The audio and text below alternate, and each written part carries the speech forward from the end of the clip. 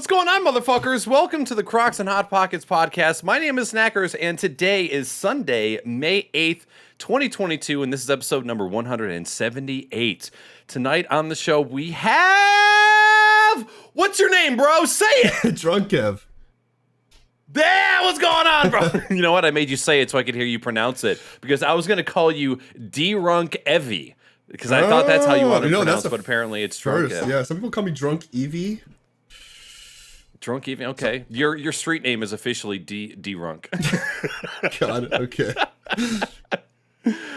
Great to see you, dude. Thank you so much for joining us on the show. You know, I just had a thought that I'm wondering if the reason Riverside crashed last podcast was because of me NDIing a screen capture of Riverside over to my gaming PC so that I can see you straight on, so that I don't have to hurt my neck staring at you up. Do you have any monitors up above? Yeah, one big one. That's my only stream PC monitor, is like a 1440p up there. Ooh, a 32-inch. So you just throw everything up there. Do you feel like you have neck problems from just looking up at it all the time? No. I'm not 30 yet, so. Wow! And I'm 31. God damn. Yeah. Well, everybody, thank you so much for joining us on the show tonight. We have DrunKev here tonight because we really want to go over a lot of like PC beginner stuff. So one of the main reasons that me and him kind of linked up is kind of because of some PC tuning controversy in the gaming streaming space. We had him on the show, I would say probably like over a month ago, because we were just talking about dual PC setups, and we were updating the streamer wiki. I'm like, let's have him on. Let's figure out, like, let's talk to him, because all day this guy works with gamers and streamers, helping them optimize their setups, helping them get it set up for streaming. So he has a lot of really, really valuable knowledge, and I just wanted to benefit off of that. I just want to steal that for my own content. It's so graceful for him to allow me to do that. So I wanted to bring him back here today again to kind of do another like value word vomit.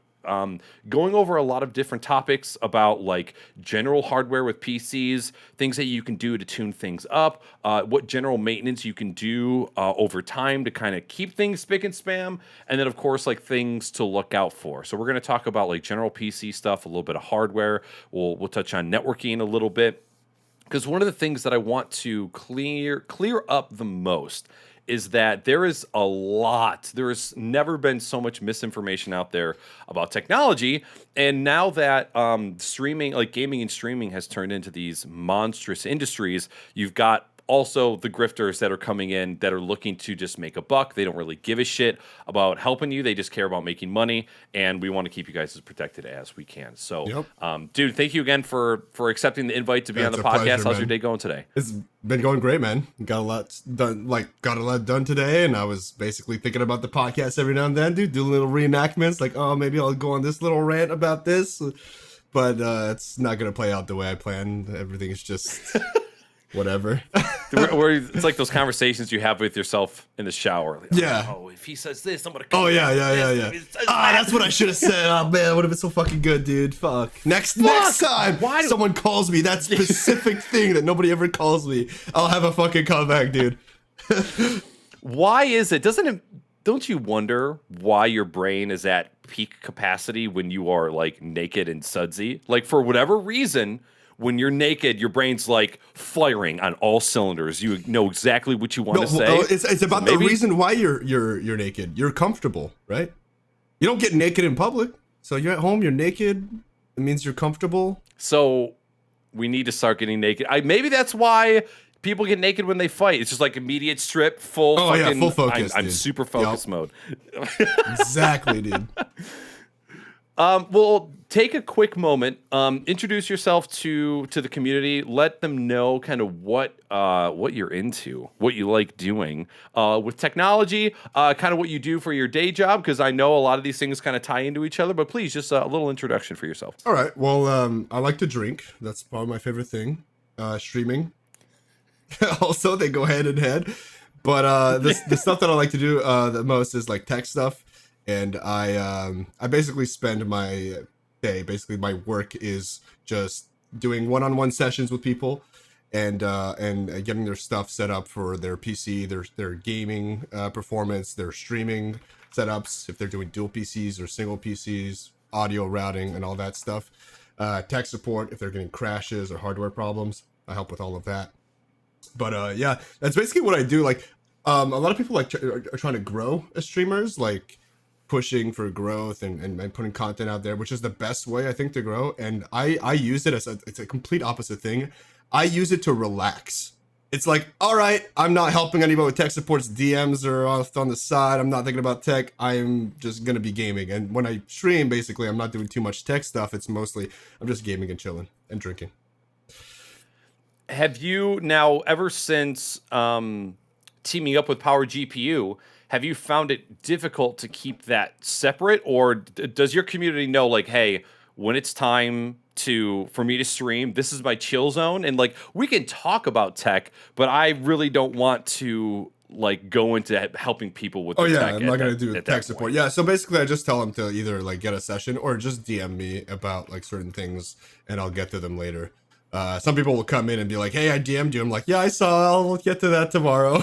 Like, you know, like, it's just how it is. I force it. I have no problem doing that. I know a lot of people have trouble like balancing, but I'm like, no, I'm done. This is my gaming time. And I'll talk about stuff because I'm super interested in it. But, you know, it's my priority is just taking some time off a little bit, you know, balancing. So I just realized one of the commands that I edited before the stream did not take, so I'm doing that right now. I went to go search for your name in Twitter search, and these aren't things that I've searched before, but it's in the recommended. I put in drunk, and the first 3 suggested searches are drunk girls, drunk dazed, and drunk wife. Which one of those are you? I'll take drunk wife. just one wife. Let me throw I'm gonna throw your Twitter here. I don't know why. I swear to God, I edited this before. Like I actually took the time to prepare for this podcast tonight. But I'm just gonna blame it on what the fuck? It's still doing it. What are you doing? Stream elements. What's going on? Oh, is it? Oh. Do I have a guest and a guests? Guests. You have 2 commands. Everyone. Oh, you have 2 commands. That's so weird. Guest? Guest. What the fuck? I swear to God, I'm looking at it right now in Stream Elements, and the command is correct. Turn it on, turn it off, saved. Let me refresh. Maybe this is a Stream Elements problem. Maybe. Search. They update every like 5 minutes, everything at once. Oh, you know what? I think there is duplicate commands. Maybe that's why. Oh, you got it. There it is. Okay. I got it. Awesome. Okay, so one of the other things I wanted to ask was when you are live or when people say like, hey, I just want to send you a question. Do you think that you can answer it for me real quick? What's the percentage of people that actually follow through, go to the Power GPU website, and then make an appointment? Well, compared to the people that like... For questions, I never encourage people to go make an appointment. But if they have problems like can't diagnose without more information and the information gathering would take too long, then I'm just like, yeah, it'd probably be best to do an appointment. But every now and then I'm just like, whatever, I'll try a little bit, but then it just goes on and on, you know, like you could spend all day like just going back and forth, like, okay, look at this. Okay, this says that. Okay, look at that. It just, yeah. Yeah. The worst is when you think it's going to be a quick thing and you spend like a half an hour like going through it with somebody, and then they're like, oh wait, I told you this was plugged into this, it's actually plugged into this, and it's like, oh fuck. And it just like that negates the past half an hour of troubleshooting that we've done. And when you're remoted in, you're like, this isn't even plugged in. Yeah, it is. No, it's not plugged in. I'm telling you, it's not plugged in. Like you could just be like that, you know. Like, but that's what I love about. I talk about voice meter all the time. It's like it's in software. So as soon as I get screenshots or I'm remoted in, I'm the one unplugging and plugging things remotely, right? I'm moving things around, and I don't have to have them do anything. Because that's the advantage I have. There's one of the tools that I use for remote access at work. Not only do you get general remote access, you get full hotkey forwarding. So like any hotkeys that you want to throw in, like PowerShell commands, Windows commands, those all go through. And then you've got different tabs where you've got system shell access, you've got file transfer access, and registry access. Is that TeamViewer? No, it's Beyond Trust. Oh, okay. Formerly BombGuard. Oh, because TeamViewer has some of those features. It's to have those all built in is fantastic. And by the way, anybody in chat asking about his quality, the platform that I'm using to record these podcasts, his video is only at 480p, and it also uploads his audio and video at the same time. So unfortunately, you're just gonna have to like guess how good looking he is, and then but he'll look amazing for the post production version of this show, but live it just isn't great. So sorry about that. So can you talk a little bit about kind of what you do with Power GPU? If you want to talk a little bit about you leading up to that and kind of like that team up, and then go into kind of what you do. Yeah. So it was actually really random the way we met. I was just playing Fortnite. I was actually playing Fortnite with Jersh, who's in your chat right now. We were just duo queuing, and my frame rate was unlocked. So, like Power GPU randomly found my stream somehow. He just randomly popped into chat, started asking me questions. I didn't know who he was. Okay, like I didn't know who he was. He was just asking me questions. Oh, why do you have it unlocked? And and then we started talking about Ryzen, which was up and coming back then. It was like 2018. Somewhere around there. 2017, 2018. 2018. I think I was on the second gen. I was like, oh yeah, it's amazing. It's up and coming. And we got into technical stuff. And I guess he was like super interested. And he tweeted me out and he said, yo, you know how we do it? Everybody go hop in chat. And he like just rated me. And I'm like, who is this guy? And I go look him up, join his Discord. And I spent the good portion of a year, maybe half a year, I was on the Discord just helping people, troubleshooting in general chat, just all the time. He made me an admin at some point just to give me like the higher like tier or higher status, I guess.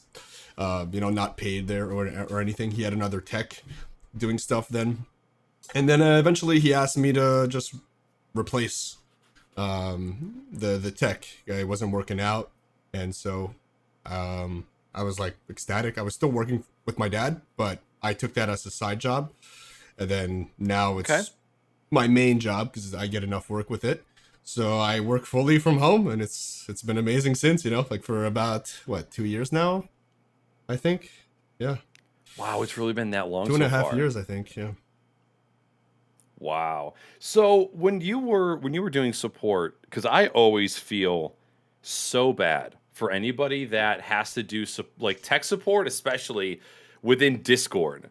How was your experience trying to help people with their technology through Discord? Not only that, but through like community channels where more than one person had access to like ask questions or interject. Did you find that experience absolutely abysmal, or did you just get used to it after a while? I stay away from that. I don't partake in the general tech, dude. Like if you go to a streamer or whatever, I'm not the guy that's gonna be like, yo, try this, yo, try that, in chat with like floods of messages. I'm just like, right.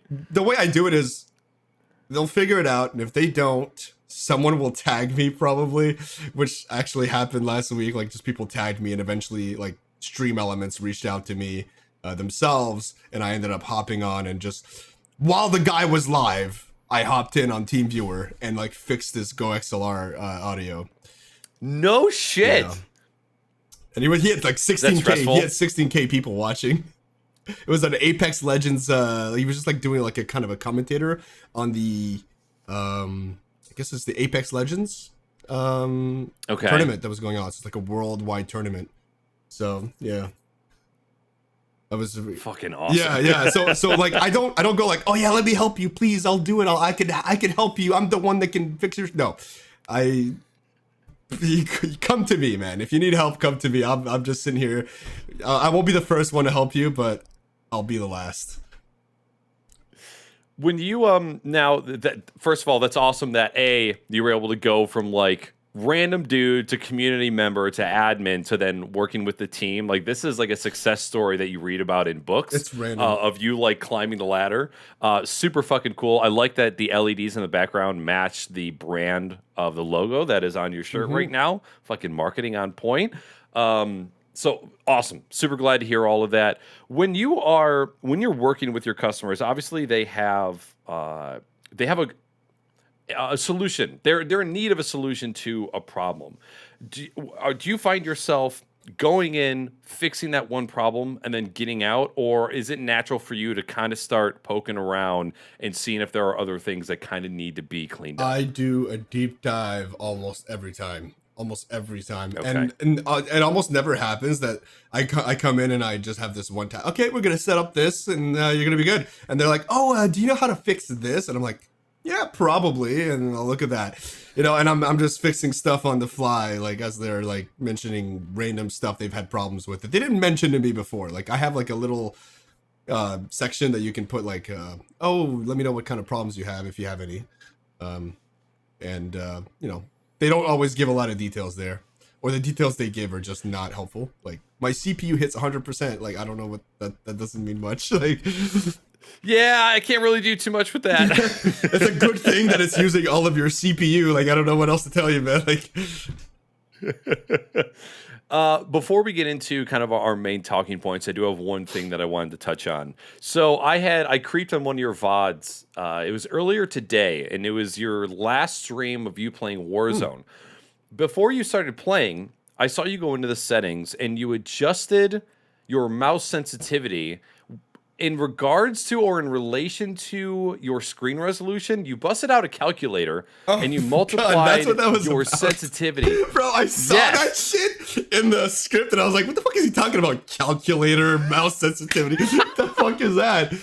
Okay. That's my cliff notes of giving me a reminder to ask something without giving it away. So no, it wasn't in regards to resolution. It's in regards to like if you change your mouse DPI, you have to adjust your mouse sensitivity.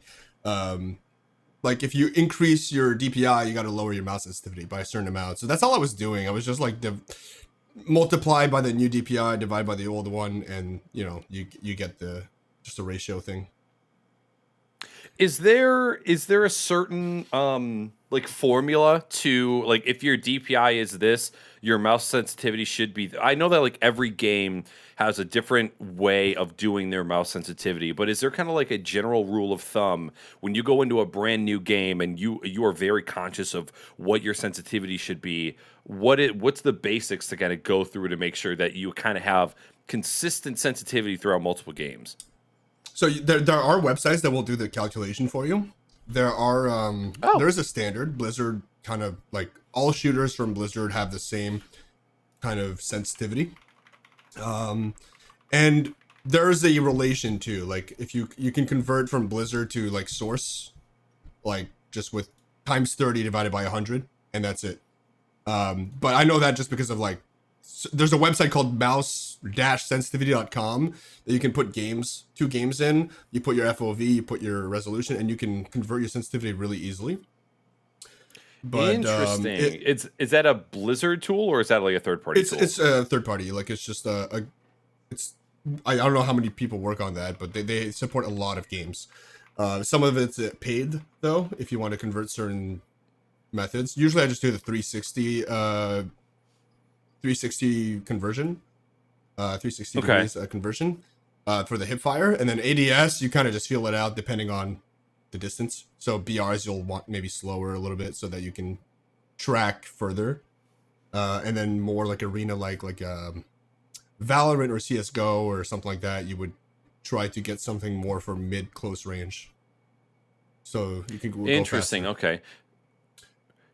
Are you somebody who lowers your scope sensitivity? Like when you ADS or when you scope in, do you lower your sense? Sometimes. I mess with my sense so much. I just mess around with it. I've developed muscle memory for so many different sensitivities. Sometimes I'm just like, I feel like going a little slower, and you just adjust it and bam.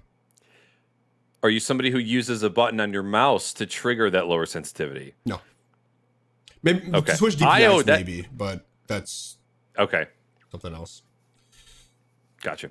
I'm not. I just run 400 DPI all the time. Even when I'm not gaming, I just keep 400 on at all times. You're not on. Are you on 1080p? 1440p. So your desktop must be really slow on the desktop, right? It's pretty slow. I mean, if I See, if I put my mouse at the left side of my screen, I probably have to try. Let's see. now I'm actually curious. If I put my mouse at the right and I drag over to the left, it's probably about 1.5 feet to go from left side of the screen to the right side. Yeah. But I'm so used to that. Like I can't think of it any other way now. But yeah, no, I mean, if it works for you, it works for you. Like the way I think about it, like the correct way is not like there's no like one DPI or one sensitivity. It's right. it's like find your DPI that you're comfortable with on your desktop, and then after that, once you're in game, then adjust your sensitivity based on that DPI. So the reason why I changed my DPI is, well, desktop sense, but League of Legends, it's top down, so it affects it directly. And then when you get into shooter, then you just gotta, if you want to keep the same sense, if you've changed your DPI, you have to convert it. And that's the calculator shit I was doing. Okay, yeah, because I was like, this motherfucker's busting out a calculator. What is going on? Yeah. So, real quick before we get into well, I guess we can probably tackle this a little bit later. I'll just move this down into another part. I'll put this at the end. All right, let's get into some more nitty gritty of the tuning, or not necessarily tuning, but more so just the generals of PCs. So again, when people first make their jump into PC gaming, one of the things that is much different is you've got an operating system to maintain, which is something that you don't have to do with a console. You know, you plug the console in, you turn it on, you play your game, then you turn it off. And especially with PC gaming, you've got file management, you've got cleanup, you've got backups, you've got, there's much more to game management, especially with, it's like, okay, well, this game doesn't launch, so I'm putting in these launch parameters and I'm editing this config INI file, and it could be a lot more hairy. But Yeah. it can also be very, very simple if you want it. And tell me if you agree with this. I feel like the enthusiasts of the PC gaming community have kind of put out like this facade that the barrier to entry is way, way higher than it really is. Like, no, if you're going to PC game, you have to have this technology, it has to be this resolution, this frame rate, and anything less, just don't even bother. Yeah, that's like really, that's dealing in absolutes. I don't agree with that. Yeah. So, I mean, I agree with you in the sense that that's kind of just not really how it is. No. Yeah. And of course, like there's the Twitter echo chamber that really makes it seem that way to me. I guess maybe it's because my feed is just nothing but technology, so I just see it all day. No, I see it too, and you see it in YouTube videos too. Like people will reference YouTube videos. Oh yeah, I follow this YouTube guide, and they tell me to do all this stuff. And it's like, you don't really need to do all this stuff, and a lot of that stuff is placebo or makes things worse. And you're talking about like system maintenance for Windows, and a lot of people recommend turning off some automatic maintenance that happens, like for example, like hard drive defragging, right? Which you don't really have to do on SSDs nowadays, but there's still trimming, there's still some optimization that goes on to like increase the lifespan of your SSD at no cost of performance and stuff like that people are just turning off. Caching, which is very good. I see people just deleting temp files all the time just for the sake of fucking like deleting them, which makes no sense. Oh my God. Because those temp files have to be recreated every time, and that's what takes up time. The whole point of caching is repeated tasks are faster. Yep. My opinion, whenever I see a TikTok that's like, hey, are you looking to get more FPS in Warzone?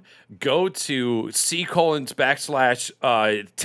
%temp%, and just delete everything. And whenever I talk to people about that, I'm like, the only reason you should go in and delete temp is if your C drive is 100% full. And you literally cannot do anything. You go in, you clear cache so that you can download the CCleaner virus, run that, do another clean, and then you're Gucci. God, I love that. But yeah, no, so like that yeah. So there's some really, if your cache has been built over like 3 years, then yeah, there's probably some of that in there that you're not using anymore. Discord caches a ton of stuff. Maybe there's an emote that was created and deleted and nobody uses it anymore, but your PC still has a cache. And like that happens over hundreds of things. Your browser as well. Like things are sped up. You'd be surprised if you visit a website again. It doesn't have to reload the images if the images are the same. It just pulls it from your drive locally.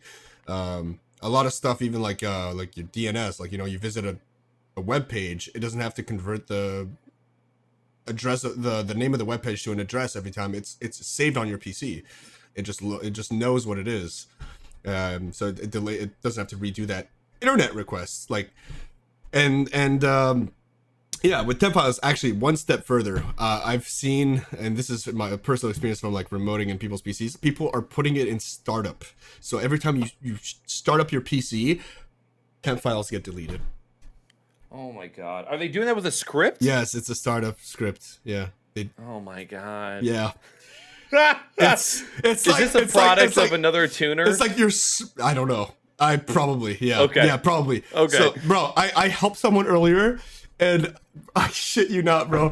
They opened up, they had like an alerts package, like, oh, I don't know how to set this up. And I'm like, okay, I can help you with that. I don't usually do that. I don't really like doing that. But like, if I can put up your few like follow, subscriber alerts. And like, oh, it's in my Twitter DMs. You scroll down and I'm like, okay, well, you do it. And then he's scrolling down and he's going through these DMs. And I see like 30 optimizers and tweakers, including, the ones that we know about, like just in the DMs. Yeah. Bro. And I'm just like, and this guy had 3 other people try to help him before with like his dual PC stuff, and they just gave up. They just couldn't figure it out. And so yeah. Sorry, go ahead. No, I actually didn't have anything to say. I just had a. I guess I didn't really before I kind of was privy to the shadiness that was going on in this industry with PC tuning. And not to say that the whole thing is shady, but like the parts of the shadiness. Mm-hmm. I didn't realize how large of a market there was. I didn't realize that there were so many people out there reaching out for people to like remote in and fix things with their computer. You and me both. Yeah, I figured that out a while back. The first thing that I think of is, how is your computer so jacked up that you feel that you have to reach out in order to get something fixed? But maybe that's also like, maybe that's an attestament to people don't really know how to maintain it over time. Maybe they've got an operating system that's 3 or 4 years old. I can't go more than 2 years without reinstalling my operating system. Oh, no, I pride myself on not having to reinstall. So what I kind of do is, if you have had your system for a while, like the deep dive that I do is generally just to kind of reinstall Windows without reinstalling Windows. Like it's just to clean up the junk that's built up.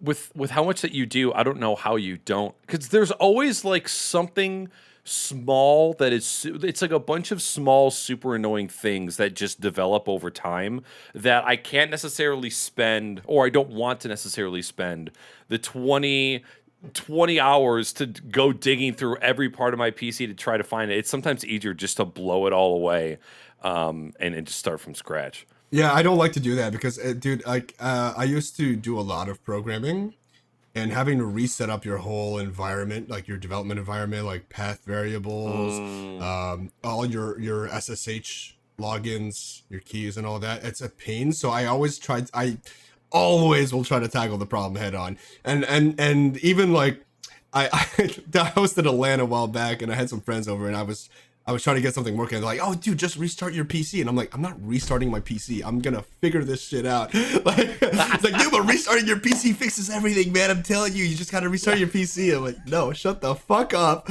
I'm not restarting my PC. I'm going to figure this shit out the hard way. I think I was prone before. I might have been a little bit more prone to trying to fix an issue or like trying to deep dive.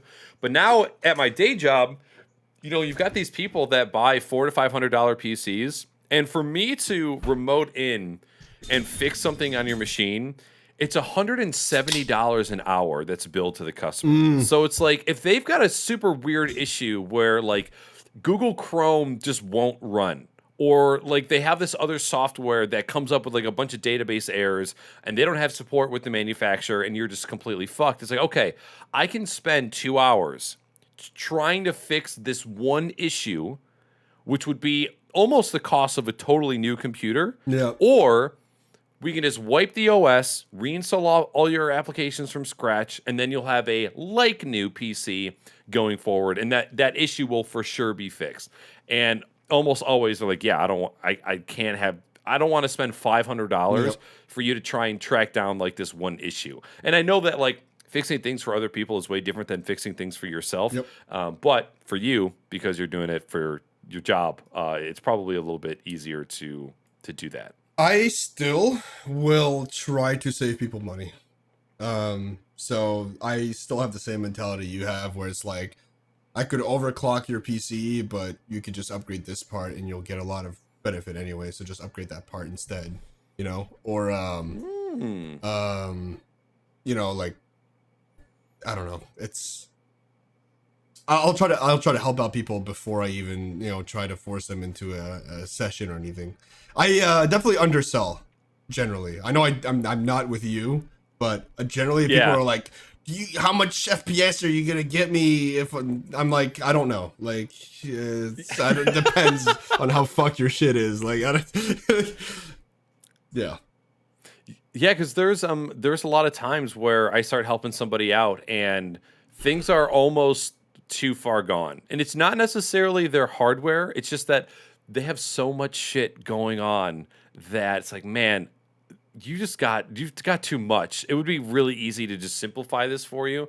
That begs another question. When you start helping out somebody with their audio, how often is it that you find somebody with like an audio setup more complicated than yours, where you're like, okay, I've got a complicated setup and you're trying to do less than I am, and you've got like twice as much shit going on? Does that happen often to you? No, not often. So the people that do have the more complicated setups are generally people that that started doing like high quality audio streaming like over 5 years ago, maybe, that are still doing it now. They're usually the ones with, and we talked about this last time, like they just have the hardware for the audio. They have all that stuff, the wires, the cables, and they're used to it. And they're like, oh, I love it because it's plug and play. Like if I change my PC, I just unplug things, I plug them right back in the same spot. Okay, yeah, but what if you didn't label things properly? What if you don't remember where it goes? That's hard. It's easier to do in software, but they're used to it. So you just work with what they got. You know, ever since I got my Beacon Mix Create and all of my audio routing and managing is all virtual, it's real. Like I look at it every now and then, as I'm looking at it now, with no lights on it, just dead, and I'm like, man, I don't know what it would take in order for me to have to go back to that. Oh, you're looking at your old stuff. That up again. My old shit, yeah. Dude, looking at my old shit. You started off that sentence. I'm like, he's looking at his Beacon Mix Create, and you're like, it's all like not lit up, and then I'm like, wait, what the fuck happened? Beacon stuff is all good. Yeah, spilled a beer on it. It's like, fuck, fuck, it's dead. It's dead. Yeah. I look at all the analog equipment that's taking up, like 8 cubic feet. And it's like, dude, I don't know if I can ever go back to that. With how simplified things are now, like all of my audio is right here. It's within just like the front. It's all in front of me, and it's really hard to want to go back to like, I want to go back to like managing 8 different gain knobs in between my compressor's preamp and then like my Windows operating system. I don't want to do it. Yeah, no, for sure. As far as basics, when we're talking, if we're talking to somebody who's like a complete beginner and they're going out and they're looking to grab their first gaming computer, whether it's a pre-built, whether they're having Power GPU build it, #ad, or they're getting a PC from somebody else or whatever. Regarding some of the basics, when it comes to memory, and I kind of want to see where your head is at in comparison to where mine is at. We touched on that last time. I remember that. Okay. We did. So I can't remember what your answer was. So how much memory are you telling somebody to put in their computer minimum if they're just buying a gaming PC? 16 gigs. Okay. Me too. Same. Yeah. What would be the reason if somebody said, well, I need to do this? Like, what's the reason you would bump them up to 32 gigs based on what they told you they want to be able to do? Creative work, like video production stuff. Okay. Maybe running VMs and like stuff like that. Because if you're even gaming and streaming, you don't really need more than 16. Unless you're exaggerating with like Chrome tabs and stuff, like Right. you can just, at that point you can just close some stuff out. People think like, oh, my PC's slow, I need more RAM. It's like, probably not. That's probably not why you have slow problems. Yeah. Now, if somebody is talking about the streaming PC, are you on the same? Are you also like 16 gigs? You don't really need anything for that, especially if you're in a dual PC setup. You could probably get away with 8, but I would still say 16. I did get away with 8 for a while. I had a second generation Ryzen, had an SSD, and it was before I had my 1660 Ti, and it was just a CPU, 8 gigs of RAM. I think it was a 2400 at that time, and it's super basic, and that worked really well. And then when I switched over to NVENC, when I finally got the 1660, I upgraded to 16 because I wanted to, not because I needed to. Yeah, no difference whatsoever, and I was super impressed. But yeah, Windows 10, Windows 11, no less than 8. Ever again. I don't know if we'll ever get to a time where I I don't even know if they make RAM kits that go below 8 anymore, right? Like, I feel like it's the minimum. Like sticks are usually 2x8 at minimum that I see anyways. Yep. I don't know. All right, SSDs, are they necessary? If you come across a PC that is still running an operating system drive that's mechanical, are you even gonna begin to try and help, or you need to get an SSD and I can't help you till then? No, so I have helped people with hard drives, and I can tell you the minute I remote in, I fucking know it's a hard drive, and I open up Tacit and it's like, yep, fucking knew it, man. Everything opens up slower. I can't do two things at once. Even like loading up freaking like web pages. It's constantly it's trying to cache. It's writing to the disk every time, and it's reading from the disk, and it is just so slow. It's almost faster to just pull it directly from the internet than read it from the hard drive sometimes. Seriously, it's like crazy. You open Task Manager and TeamViewer is hogging 40% of the hard drive. What the hell's going on? Yeah, but I will say this: if you're in a game and it's not a BR, generally you won't notice much of a difference other than long load times or starting the game up, because everything gets loaded in your RAM, everything gets loaded in your GPU's VRAM, and not many fetches are being done to the drive after the game is fully loaded. So I mean, hard drives have been the biggest bottleneck for so long that was kind of the first thing that was being optimized for. I feel like when games were being developed, they were like, we got to load things in the RAM. Like, we can't just be pulling from the hard drive all the time. And so it's not that bad for that, but I would still, because the prices have gotten lower with SSDs, like get 1 terabyte, I think is a pretty good value. I'm not sure how the prices have changed, but I think 1 terabyte was good value in 2020. Like 500 gigs, you're kind of overpaying for a smaller amount, and 2 terabytes you were overpaying by more than twice as much. I'm gonna guess that like an SSD, like a SanDisk. Oh God, don't! I'm gonna guess that don't do that.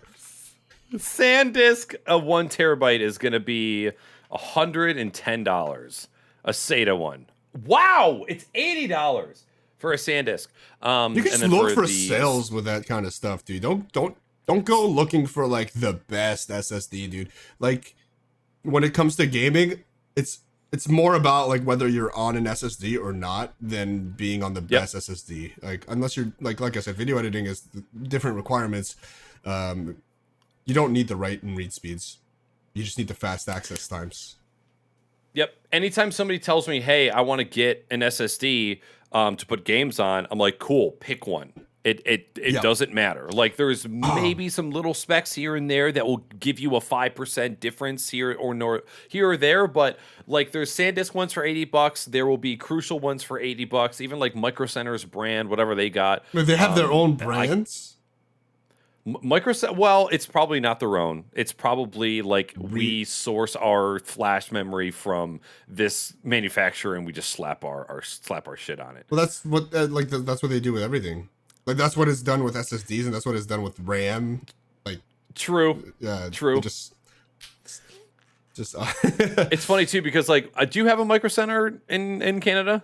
no, we don't. Damn. What do you have? We have What's your computer store? So I just go online, but there's Canada Computers, but I think the closest one to me is like over an hour away.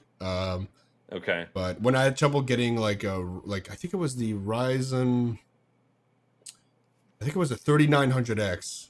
So that was probably around sometime in 2020, I think. I wanted to get that CPU and I couldn't get it anywhere, and I ended up getting it on Canada Computers. You couldn't get it on Amazon or Newegg. And my brother just randomly came to me, hey, look, they have some available. I'm like, well, fuck my wallet. And I bought it. I fucking bought it. There was a I was whining before I got my 3080 Ti. I was whining on TikTok about not being able to find a GPU. Which one? What did you have? I got a 3080 Ti. 3080 Ti. Okay. Yeah. Oh my God. It's been after coming from I only came from a 1080. I didn't have the worst GPU in the world before. And that was the other thing. Like when I was complaining about having a 1080, I'd have people in the comments like, dude, I'm running a 580. Don't complain. It's like, Everybody has something worse, bro. Everyone. They're like, bro, you're complaining about 50 ping, bro. I get 90 ping. And it's like, well, fuck you, man. Like, live somewhere else. What do you want me to tell you? And anyways, I was whining about GPUs, and he's like, dude, Canada Direct. What did you call it? What was it called? Canada Computers. Canada Computer? Yeah. He was like, just go to Canada Computers. They're in stock everywhere. I'm like, cool. I'm in the fucking United States. Like, just drive. Yeah, just go hop a border during the pandemic to go get a graphics card. Get that ass blocked, fool. God. You can tell when somebody's just trying to like be a piece of shit. Like an absolute shitter. And what's crazy about that too, I was just thinking about this earlier today. I know you're not on TikTok a whole lot, but TikTok is one of the best platforms, but it's the comments of idiots that make me the most angry about that platform. Like the platform doesn't make me mad. The other creators don't make me mad. It's just the creators that are dicks and morons that get me the most angry about that platform. I stay out of the comments most of the time, but you should. Sometimes I'm curious. I'm like, what the fuck are people? There's definitely gonna be someone that says something about this, and I'm looking through. Yeah. Good times. Yep. When I am talking to people about solid state hard drives and kind of how to stagger their drives, like how to set up their computer with different hard drives. When you're advising somebody to build a computer, how many drives do you tell them to get, and what kind of drives do you tell them to get? God, like a 1 terabyte SSD. I actually surprisingly don't get asked a lot because people that know me know Power GPU, and they'll usually just send in a request there. But okay. If I were to answer that, I would probably say like a 1 terabyte SSD. And if you need to do recordings and stuff, get a hard drive, maybe a 2 to 4 terabyte hard drive. Usually they're pretty good value, just for recording constantly or clips and stuff like that. It's pretty good. Yeah. Do you recommend, and this is what I do anecdotally, I buy a solid state hard drive for my operating system, and then I buy a solid state hard drive for like my games. So I keep all of my documents, my games, files, pictures, videos. I keep all of that on a separate operating system or on a separate hard drive, so that when I have to swap out my OS, I'm just wiping the OS. I'm not losing any files. It's just registry, OS, user directories, and that's it. Is that a way that you've typically gone, or do you just kind of keep it all on one main SSD? I keep it all on one. Yeah.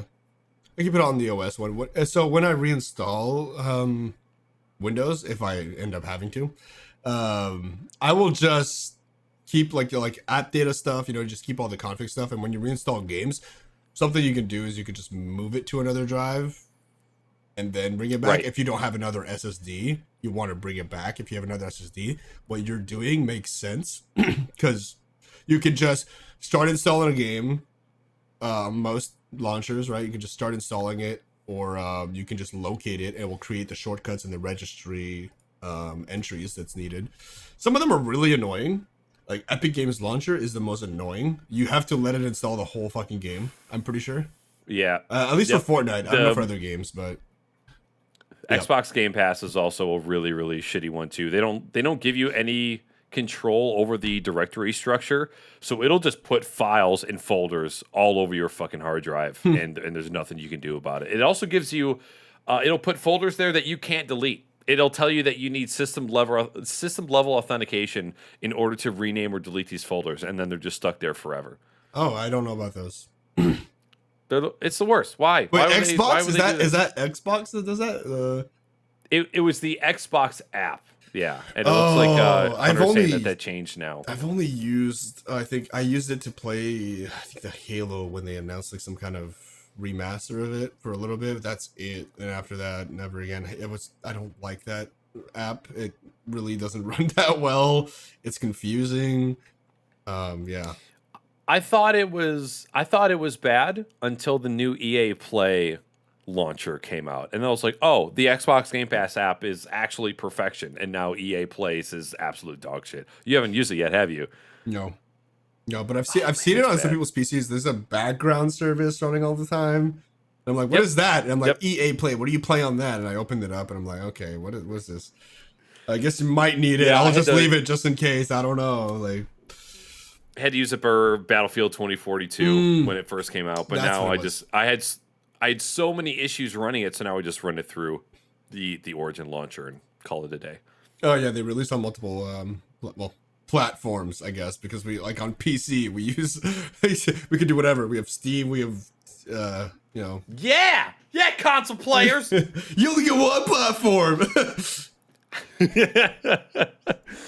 All right, moving on into the tuning. So again, this is kind of going into the main part of our discussion, or not necessarily main, but kind of one of the reasons why I wanted to have this podcast. Again, disclaimer, Kev works with Power GPU. He does PC tuning, he does tech support, and one of the main reasons we kind of like came together or like kind of started talking on a consistent basis was because there's been a lot of instances in the past couple months of people doing PC tunes and then the customers getting taken advantage of, either getting like charged astronomical prices for extremely simple tweaks, or being told that something is necessary or that something is going to improve your quality of life in the tech world, and it's just not the case. And if you follow either Kev or I on social media or on Twitter, you've probably seen conversations that have happened before I got blocked. Kev doesn't fucking get blocked. Who the fuck knows why? I don't know why. I'm like, why isn't he blocking me? Like, what the fuck? Anyways. It's because he wants to watch you. That's why. He wants to keep tabs. It's more like, oh no, I keep an open mind. I haven't blocked him. Like, okay. Yeah. Bullshit. I'm over here in Twitter jail. The hell? Anyway, so PC tuning. I remember getting into a small conversation with you because I was like, I feel like this is a part of the tech industry where I'm quite blind. I haven't overclocked anything in like 6 or 7 years. I've had no interest in it. And so, I threw out a tweet that said, hey, maybe this is something that I need to look into a little bit more, because I'm sick of hearing about people getting taken advantage of, or, what you've experienced is going to try and overcorrect issues. I'm making business off it, man. Oh my God. So one of the things that you mentioned was that the science of overclocking isn't quite as prominent as it used to be, where it's like the actual overclocking of CPUs mainly is what I'm speaking about here. Yep. It's more about underclocking, or was it GPU underclocking that you were referencing? It's undervolting. Undervolting, sorry. Yeah. And that's because overclocking is now mostly based on power limits. So when you undervolt, you're reducing the power required for hitting certain clock speeds. So, but the GPU will or the CPU, if you're talking about like Ryzen or the recent 12th gen Intel, once they get the power limits, they know how much headroom they have based on the power. If you undervolt, technically you'd say, okay, well, it's going to use less power for the same clock speeds, but the way it works is it's like, okay, well, we're using less power. We've got this extra power that's available. We're going to use that to boost the clock speeds even more. And that just happens automatically when you undervolt. And that's what's happening with like Ryzen curve optimizer. And with 12th gen, I haven't looked at it too much, the 12 like 900K and all that stuff. I haven't messed around with that too much. But that's what's been going on with GPUs and Ryzen. Got it. Okay. Are you running a Ryzen system for gaming right now? Yep. Okay. I think I remember there's something maybe 6 to 12 months ago, and I remember you getting into some sort of a social media scuffle about Ryzen. Maybe it was it Ryzen Warzone FPS and overclocking? I remember you going back and forth with somebody. I can't remember if it was on Twitter or if it was on TikTok, but you haven't made TikToks, have you? I've made some TikToks, but not too much about tech. A little bit, but that specific subject. Okay. I think I think to wrap that thought up, I know that was all over the place. I think I remember you talking about how the Ryzen platform was getting severely undervalued, and that you were showing proof of what you were able to do with the Ryzen processor, especially in games like PUBG and Warzone, and how the FPS was more neck and neck than Team Red falling way behind Team Blue. Damn, does that ring a bell? Bro, like it could be so many things. I'm not sure what exactly you're talking about. Okay, but I could be confusing with somebody else too. Like this could not even be you. It was probably me. This guy is full of himself now, but no, because was it? Do you know if it was like anything with overclocking at all? I think it was. I remember one of the things you saying was like you weren't fighting, but you were going back and forth with another dude, probably on the Intel side of things, and he was saying how his overclock or his performance was smoking yours. And you were like, dude, you're staring at a wall or you're staring at the sky. Like, of course the FPS is going to be higher when you're standing completely still and staring at a flat surface. Oh, man, I'm not sure. Okay. I'm not sure about that It's one. okay. It happened. I'll just say that it happened in my But mind. I do have that thought process, like, oh yeah, they're fucking staring at the sky, like, oh, look at my 300 FPS. I literally did that, like, when I did my Warzone testing. You might have seen it in my VOD. I was like, oh look guys, I'm getting 350 FPS, like, stay in the corner, just fucking checking the fucking sky, dude. Yeah. Did I see this correctly? Did you stream for 12 hours yesterday? I might have, yeah. You don't even know. Maybe. Sometimes it be like that, dude. Hold on. Yeah, kind of did. Yeah, 11 hours and 43 minutes. Holy moly. I'll tell you what, there is a small, maybe large part of me that misses the just playing video game streams where it's like you don't care about anything. You're just playing video games, drinking, hanging out with chat, don't give a fuck about nothing, and it's great. So I envy your ability to not only stream for 12 fucking hours because my old man can't take that anymore. It's not even like effort. It's like I want to do it. That's my fun time. But the thing is, when you're doing 12-hour streams, the quality drops. You're not constantly engaging. I'm not at my best all the time. And the last few hours, I'm like, I'm just trying to fucking chill, man. And like, chat's trying to tell me what to do. And I'm like, fuck you, chat. Let me do what I'm doing. And like, yeah, I will get irritable or like whatever, because I'm just trying to still do my thing, like, this is my me time. Right. I don't owe you shit, chat. Like, why are you here? And it is funny.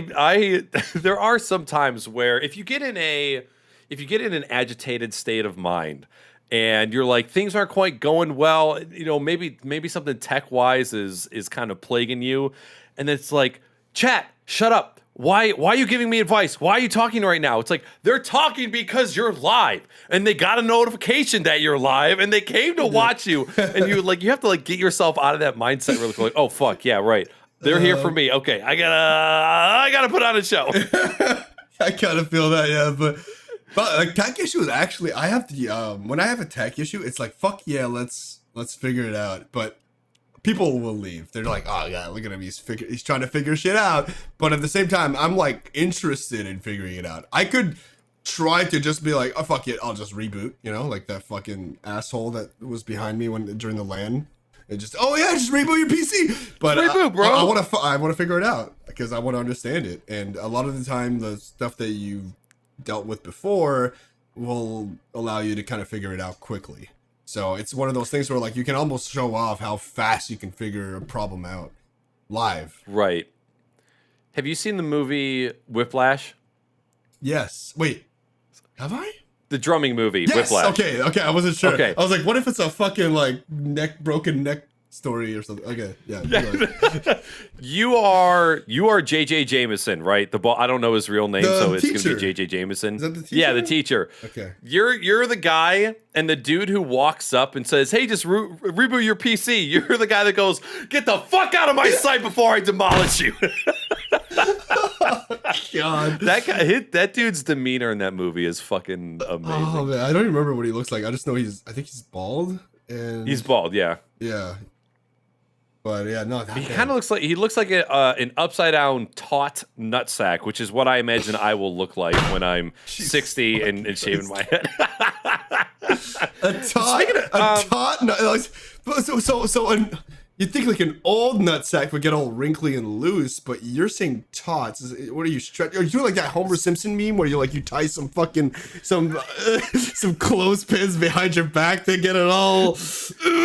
Yes, fucking taut. You know, like those plastic containers that you put cake icing into, and you have to grab the top and twist it for it to become firm and supple at the bottom. That's what you have to do. It's not floppy. So you got to do with the nutsack.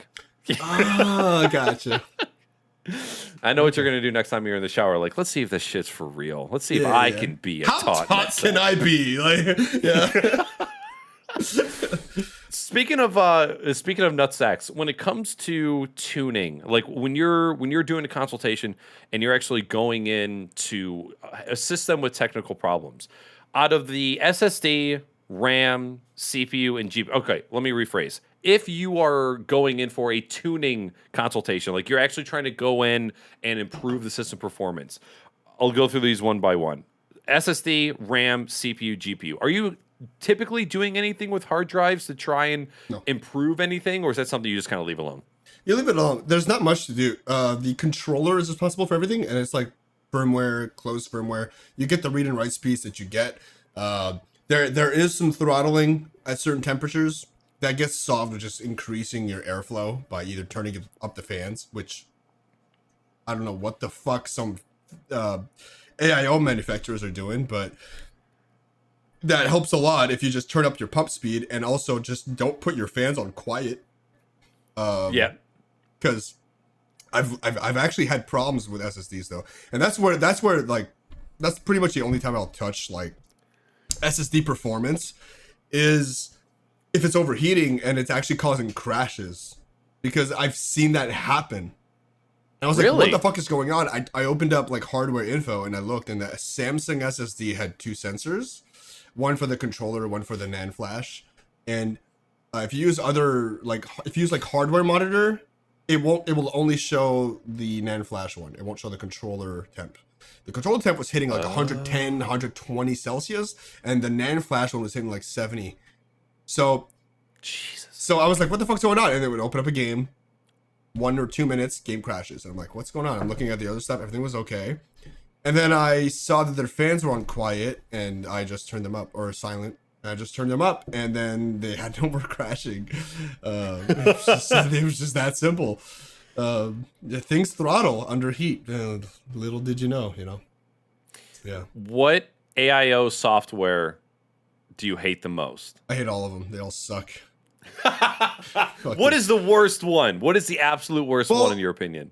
I haven't messed too much with. Wait, before you say anything, what company is Power GPU affiliated with? So we're not affiliated. We're on good terms with a lot of them. The thing is, like we use Deepcool a lot because they've been reliable. They are somebody that I've been seeing a lot more of recently. Yeah, they've been reliable. They've just been super reliable. And they're not over expensive or anything. Like they're reasonable across the board, so we just use them a lot. The Dragon Center.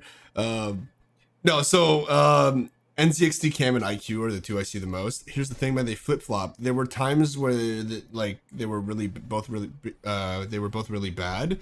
I think sometimes they update and they're okay and all that, but every time I see anything interacting constantly with like low level hardware queries or whatever, like RGB or fan control or whatever, it's always has an impact on your performance. Yeah. Because it's so low level, it's almost like it has to stop everything else just to do that thing. And when it comes to like RGB, it's like, oh, stay red, stay red, stay red. Okay, be a little more blue, be a little more blue. It's constantly polling. It's not like it has a memory chip on it. It's constantly just like, oh yeah, we're changing the colors on the fly. And it's constantly pinging it. Yeah. And the motherboard, just all the motherboard software is like bloatware. It's so bad. Armory Crate is one of them. Asus, great hardware. Yeah. Software is just wow. Yeah. There is the one thing that still drives me insane to this day. Like finally within the past like 10 years, we finally have access to the UEFI BIOS, which is like a BIOS with a mouse. Thank Christ, right? Well, the mouse sucks though in there. A lot of people are like, dude, doesn't it feel like mouse acceleration is times 9,000 just don't in use a the BIOS? mouse. Just don't use the mouse. You know what, dude? That is going backwards. Allowing the mouse to be used without proper support is the backwards move. People are like, oh yeah, go to AI Tweaker. They're like, hold on. And I'm sitting here on a call with them holding their phone. They're like fucking dragging their mouse across. Like, just use the keyboard. You got arrow keys? No, I got a 60% keyboard. All right, I'm charging twice for this session. Okay. Oh, why? Dude, anytime I have to do like a webcam, like a FaceTime with a customer, I'm like, all right, so show me the screen. And they're showing me like the bottom corner. I'm like, Marsha, can you bring it back towards so I can see the whole screen? Yeah, I'm like, okay. Click on the thing that you see in the top left corner, and then they're like, okay, let me put the phone down. Very top left. No, not that left. Yeah. Fucking worst. But again, that's one thing too. Like the BIOS will usually have like complete left side because it's made to run on low resolutions and still works. So like a lot of time they'll have like the labels on the left, and on the very right you'll have like the values. So that they're just showing like auto, enabled auto, and you're like, okay, but what are those tied to? And they're like, okay, there are the labels, and I'm like, okay, now zoom out so I can see both. And they're like, are you sure you can see? Yes, I have it on my monitor. I know it looks small on your phone, but it looks big on my monitor, bro. Oh God. One of the things that has not improved is fan control. Like still to this day, fan control is one of the worst things to try and do easily. Like you can, I'm just surprised that there isn't a universal tool that just says, launch this application, show me all of the fan headers on my motherboard, and show me which ones have fan. Don't even tell me what is plugged into them. Just show me which ones are active and let me change the speeds of said fans. Like there's tools out there, like there's speed fan and there's fan control and there's a couple other, but none of them are like universal. It's still this weird, like sometimes you got to be in the BIOS and sometimes you can use third-party tools, and I hate it. Yeah, what's funny though is the ones that use like USB to control them, like IQ and NZXT, will just they'll default the pump to like a fan curve. Just the pump is, you just run it at 100%. It's not louder. It's easier for the pump to constantly stay at the same speed and be at 100%. Yep. It's just more efficient. But they'll actually have it on like silent and have a curve or whatever, which just makes no sense to me. It's like, okay, well, now your cooler just sucks for no reason. You made the cooler, you made the software. What the fuck are you doing? Are you sabotaging yourself? You're sandbagging. You're fucking sandbagging because you want to release another AIO next year that runs at 100%. It's the same fucking thing, but by default. I don't know. I'm just, yeah. I feel like I struck a little bit of a nerve with you. You got a little heated there. Oh, God, bro. Oh, this is why compressors were made. Exactly. Yeah. By the way, what audio setup are you running right now? Mic and interface. Go XLR, AT2035, voice meter, VSTs. Probably not Gotcha. enough compression for my yelling ass. No, that was actually perfect. There were yeah? there was probably like 2 decibels above what your normal speaking voice is. Good. And the 2035 sounds very, very good for as far away as it is. And I It's not even on. It's not even on screen, bro. There's no mic. There's no mic, dude. My microphone is upstairs. It's traveling through the through the staircase, echoing off the walls, bro. I got like sound pads redirecting the sound perfectly, dude. I'm telling you, man. That's what you need, man. That's the $1,200 setup, dude. That's what you need. You absolutely need this, or else people can't understand you when you talk. Fuck the Elgato sound panels. You need NZXT's mic mirrors, where you put mirrors in your house for the audio to bounce off of, so you can put your mics in different rooms. You put your mic in the quietest room in the house, and then you reflect that audio all the way over to your streaming That's setup. perfect, dude. You don't get all that white noise. We're starting a revolution here, dude. Holy shit, that would be something. So that was SSDs. RAM. I know RAM is another conversation. So when you're doing your PC tuning for customers, what do you typically look for in RAM? Are you messing with timings? Are you what do you get into? So when I'm doing, so I've only started recently pushing overclocks. So when I'm just doing PC optimizations, it's just XMP. Like you go in the BIOS, there's XMP, there's a few other things like C states and stuff like that, but it's just XMP. But when I'm doing overclocking, I will prioritize depending on what game they play and what hardware they have. So something that has more headroom, I might overclock that more. Ryzen, like when you're playing Warzone, like you got a Ryzen and you got memory, you got RAM. The RAM will help you more, so you should start with that, and however much time it takes, and it takes 3 to 4 hours, sometimes a little more, and then there's aftercare required, which is something some competitors don't offer, and they're just left to dry. But you need aftercare because you can't reliably test within that amount of time, and if you're trying to push the hardware to anything that's worth an overclocking session, you need to put that amount of time, or else you're just gambling with the. You're more likely to have an instability or not have a great edge, which I guess it makes sense if you charge a little. You're just like, hey, $20, I'll put some values. If you're lucky and they work, great. If they don't and you have to undo them, good luck, because I didn't teach you how to undo them because it took 20 minutes to do it, so fuck it. But yeah, and there's already some like one button overclocking tools if you want to take that gamble instead of paying someone to click that button for you or to put their own values in. Motherboards will usually be a little aggressive with voltage, so temps will go up. But if you just try to get something free, you're not going to kill your CPU in like a day or even a year. I think the worst I've seen from what I've done on my own stuff is I needed to either bump up the voltage 1 or 2, or drop the clock speed a tiny bit after a couple years, maybe 3. Because my maximum overclock wasn't stable anymore, and I needed to pull it back a little bit. And that's maximum overclock, and that is pushing voltage, which is not the same thing when you're doing Ryzen, where you're undervolting. You're not actually stressing the CPU more when you're undervolting. You're actually just kind of getting free performance, almost. And is that because it came that way from the manufacturer, and you're kind of benefiting off of them sandbagging it just a little bit? Like you're just trying to squeeze that extra performance out of it? That is such a good question too.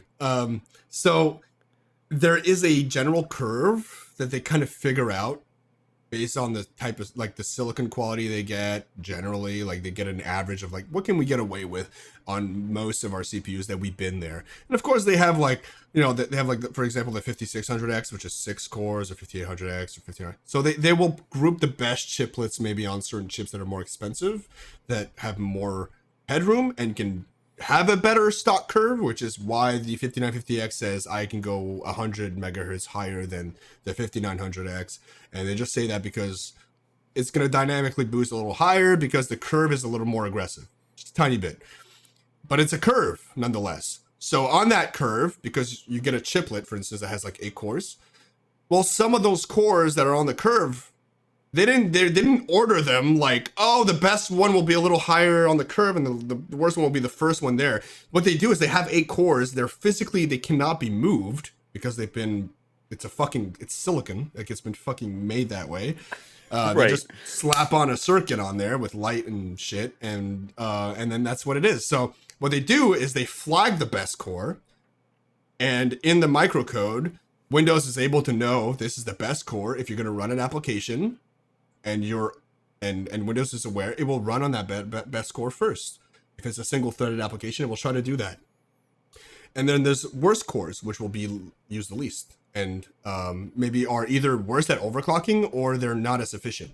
So they're not used as much. Like they use more power for the same clock or whatever.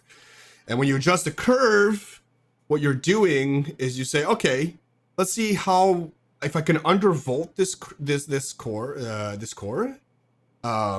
it can use, if it wants to use the same amount of power as before, it will just clock higher.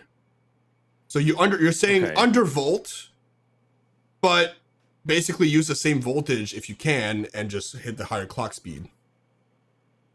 It's so now it's very dynamic. When you were talking about the cores, where like certain cores are more efficient or like favored over others, is that like on a per CPU basis, or per though CPU. that really per CPU? As in like you have 15950Xs and they could all have a different like best core and worst core flagged internally.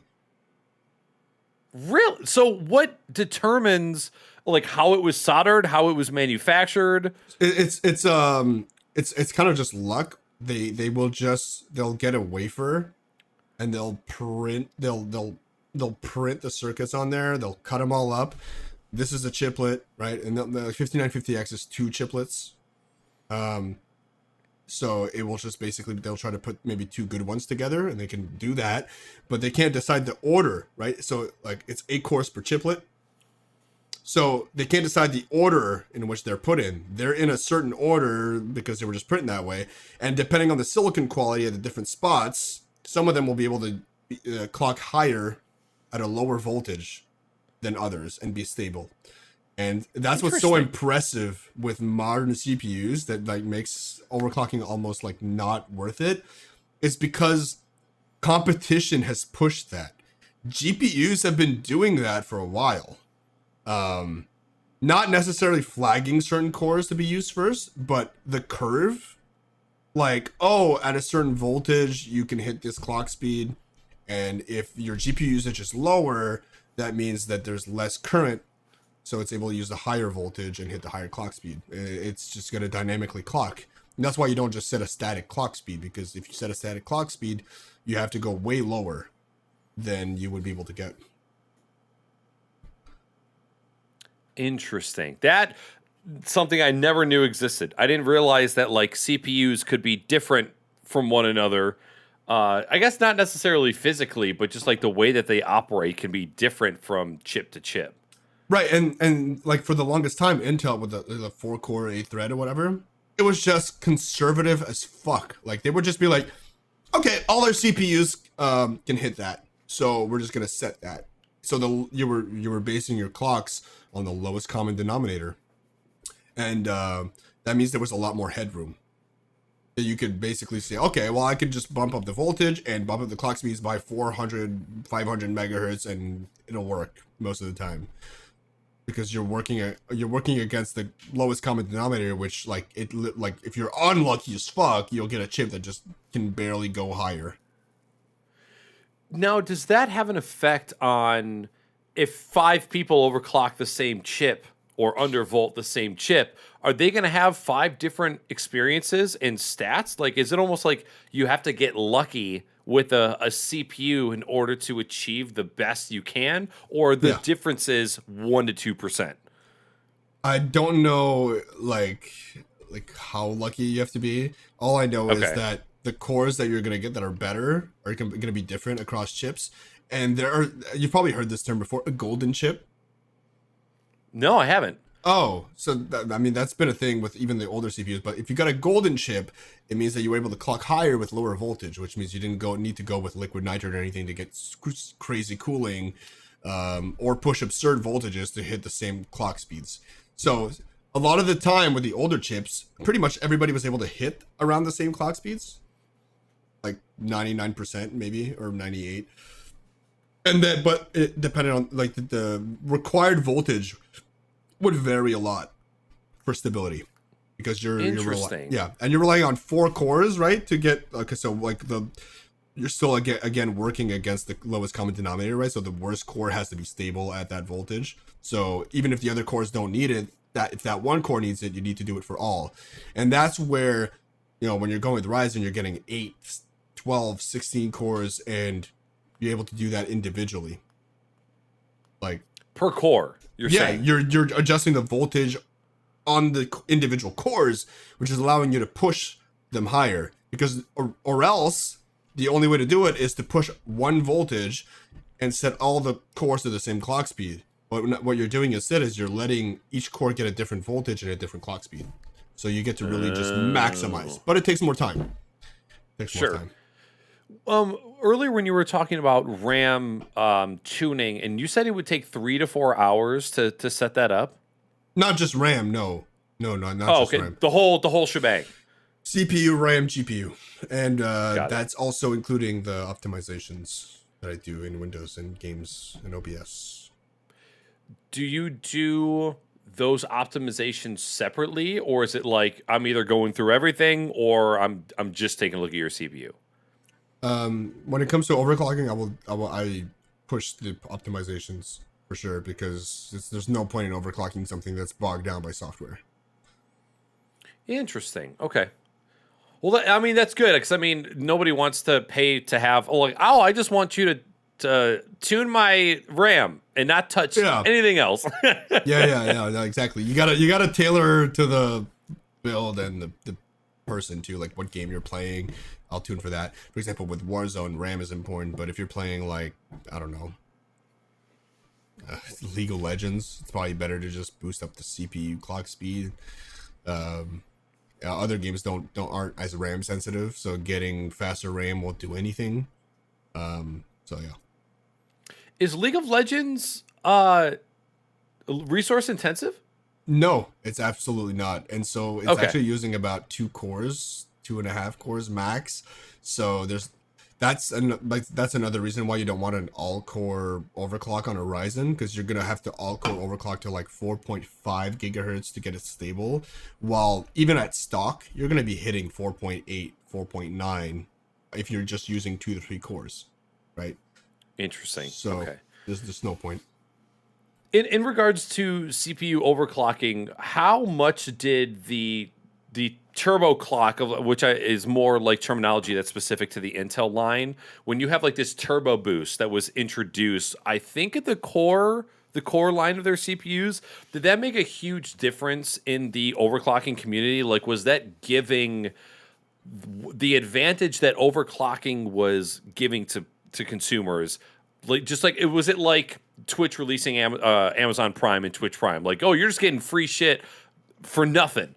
Or has turbo clocking more so been like a marketing term to kind of just make you believe that you're getting like this supercharger speed when really it's not making too much of a difference? So turbo clocking it was mostly on the Intel CPUs, and it basically was a watered down version of the dynamic overclocking, because it was like if 1 or 2 cores are in use, you're allowed to use this clock speed, but as soon as 4 cores are in use, you have to use this one. And if you have 8 cores in use, then you drop down to this one. If AVX instructions are in use, then you have to use an offset of 200 megahertz lower, because they heat up more. So it was basically just a more if else type of, I don't know, like just like, oh, if this, that, and not really like pushing the limits of silicon with like voltage and like voltage frequency scaling. It wasn't really like as fine tuned as that. If you if ever used a Go XLR, it's like when you have the equalizer and you have the three, you have bass, mid, and mid and treble, and then that's turbo, right? And you just got these three settings, and then you click on the fine tuning and you get like 8, and then you get to also choose which frequencies you're overclocking. Like it's sort of like that. Yeah. Last on the tuning list, graphics card. So this one I'm particularly interested with. When Battlefield 2042 first came out, it ran like absolute dog shit, especially on my 1080. And of course, I was going to YouTube. Anytime a new game comes out that has piss poor performance, you always got these creators that fine tune the settings. They go into NVIDIA's control panel. They make a bunch of changes there. They'll download MSI Afterburner, make some changes there, just to squeeze maybe like 10 to 20 frames extra on top of it. And of course, I went down that rabbit hole of like just trying to get 40 FPS out of fucking Battlefield 2042. Where actually now it's much, much better. I played it 2 weeks ago, and I was getting in between 120 and 130 frames with 3080 Ti on 1440p. Yep. So you need a $1,300 graphics card in order to get that, but I got it. Yeah, there you go. Like if you're gonna be making that massive of an upgrade, there's no point in like overclocking. Right. So I started looking at guides, and of course, one of the first things that pop up is people going into the NVIDIA control panel and changing anywhere from 15 to 20 different settings within the control panel, like changing per game, per system things. And I'm like, okay, they're telling me to change all of these things. Nobody's explaining what they're doing. And so it makes me wonder what exactly is happening when I'm making these changes. So I'm like, okay, I'm skipping all that. And of course, with the 28 or the 2000 series cards and the 3000 series cards, I've seen a lot of tech creators put their faith behind the NVIDIA automatic tuning. So you're opening up the NVIDIA control or the NVIDIA overlay Alt Z, and you go into the tuner where you can turn on automatic tuning. I haven't even used that yet. You haven't? Okay, no, but I've heard of it, and it's just an automatic way to overclock it. I don't know. So when it comes to automatic overclocking tools, it's either too aggressive and it's going to cause instability, or it's very conservative and it won't gain you that much. Okay. And I think they usually err on the side of, don't make it unstable. So it's free performance. So try it. Like, okay. Yeah. I just don't install GeForce Experience. You know what? I didn't for the longest time, and then I kept forgetting to go and check manually for driver updates. And in this day and age, it just seems like my experience as a gamer is predicated on drivers. Like I can install a driver every 2 months because of how often I seem to have performance issues with some games. Try 6 to 8 months. The driver I am currently installing is from September. How is that? Okay, tell me you only play one game without telling me that you only play one game. No, actually, 2 games. Some people that are playing the latest games, even though the latest driver is supposedly optimized for it, will still have better performance and less issues on older drivers. Sus. I'm sussing you. I trust you because you're fucking 10 times smarter than me in regards to any of this subject. But yeah, I have not had that good of luck. Like, it feels like I'm always resorting to having to upgrade. Elden Ring is actually one of them that the latest drivers that were supposedly optimized for it made it worse. Oh, really? That's funny. Funnily enough, that Hunter mentions that. Yeah. So I will never upgrade a driver because the game says there's an optimized driver out there. I'll only ever upgrade if I'm having an issue with something. Yeah, that's a good rule of thumb. Right now, if I use the NVIDIA control panel to clone my display with my Phantom display, so you know how like when you do the extend and then it changes. and then it changes. You hit apply, it flashes, and then it says, okay, do you want to apply these settings or revert? If I get ADHD distracted by TikTok and that counter goes away and it reverts, I blue screen. What?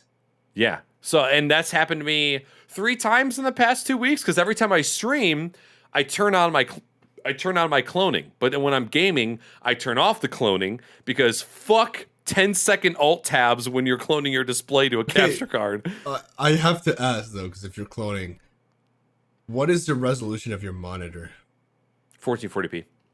What's the refresh rate? 144. What is your Elgato, or what's your capture card? I know where you're going with this. I need to switch to OBS for cloning and get out and stop using the NVIDIA control panel, but I haven't yet. No. You need to not clone at all, unless your capture card is capable of the exact same resolution and refresh rate. It is. Is it actually at 1440p 144 hertz? Yeah. Before you clone? Okay. So then your only downside is the alt tab crap. Correct. Because if you don't, and a lot of people are doing this, they're doing like HD60 Pro or whatever, or they're getting 1440p 240 hertz, and they're cloning still, and you add so much input lag just because of that. On the gaming PC side. Yes, you like people won't notice 30 ms input lag or 50 ms input lag on audio video, but you will feel it on your mouse movement for sure. And you said that's because the capture card that I have is the AverMedia Live Gamer Mark II. They're 1440p, or no, they're 4K 30 capture card, but it's currently set to 1440p 144 hertz. Okay. Yeah, if so it's actually so before you clone, you're able to set it to 1440p 144 hertz. Before correct, you clone. because in OBS, I'm actually setting that source to that resolution and frame rate. Oh, okay. Well, I wouldn't set it to that frame rate if you're outputting 60. No, I'm outputting 144. Why? Why not? You're streaming 60 anyways. Oh no, this is only for recording. This isn't streaming at all. Oh, so you're recording at 144? Yep. Oh, that's cool. That's cool. Sorry, I should have clarified that. Dude, let me tell you, not having to stream video games simplifies the dual PC setup a lot. It's so much easier to manage. Wait, not having to stream video games? Like when you only have to worry about recording video games as opposed to streaming and recording video games because of the alt tabbing. Yes, and the frame rate limiting as well. Frame rate limiting because Twitch maxes out at 60. Oh, because you're recording at 144. I get it. Okay. Right. Yep. Wait, did you just say that you can fix the alt tabbing? Yeah, just don't clone. Clone is the worst way to do things. But it's the last resort if you don't have a monitor that has HDMI 2.0, right? Yeah. Okay. Which is still like there is I think there is a way, but I'm not sure because I haven't bought it. But there was a tool that kind of like converted. Oh man, it was like DisplayPort. It wasn't available for a long time. It converted DisplayPort to HDMI, and it allowed that. So you were able to get that like if your monitor had DisplayPort that could do 144 hertz or 1440p 144 hertz, you could actually convert the HDMI to that and kind of split the signal or something with the capture card. But I didn't try it because I didn't buy the thing. But yeah, so I remember before the pandemic started. And I had just upgraded to the 1660 Ti, and I was kind of redoing my setup. And I remember having the issue of like my monitor not being HDMI 2.0, and then you have the issue of, oh man, is it HDMI 2.0 cables? Like, there's only some cables that can actually do 1440p at 144 hertz after 6 feet. That's probably true. So that little, it's like that little middle point right? 4K 60 and 1080p 240, and in the middle you've got 1440p and 120 hertz will work all the time, but 144, yes, everything needs to be perfect, and it's hard to tell what the fuck's going on with that. Yeah. There was like a 6 to 8 month window where I think it was Windows version it was 1908, I think it was, where 1909 you could probably. not, or 1909, you couldn't convert or you couldn't clone your display at 144 hertz. You had to clone it, even if your display was 144. You had to clone your display at 120, or else there was like insane lag, input lag, screen tearing. It was fucking awful. Yeah, and then they made a lot of random update. changes. They made a lot of changes. I believe it or not, when Windows 8 came out, Windows 8.1, and Windows 10, I went constantly back and forth every time, being like, "Fuck this! I'm going back to Windows 7," because I was doing dual PCs.